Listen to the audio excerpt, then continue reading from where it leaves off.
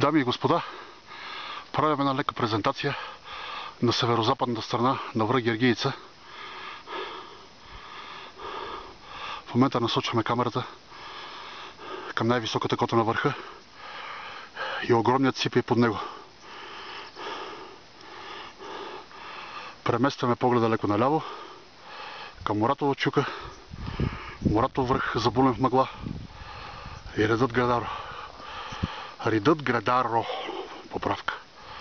Ето вижда се и едно от гергийските езера с бистро сините си води.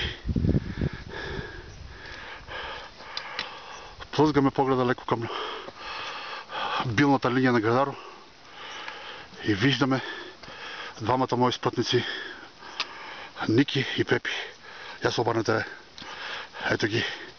Групата Пирин Плаян Сандански. И опасния змей Спарки също. Връщам обратно камерата. Малко е мъгливо. Да. Ето го сипият, по който ни предстои да минем, за да излеземе на седлото между Моратова чука и Гергиица и да видим другите две езера. Толкова за сега, ще се видим пак.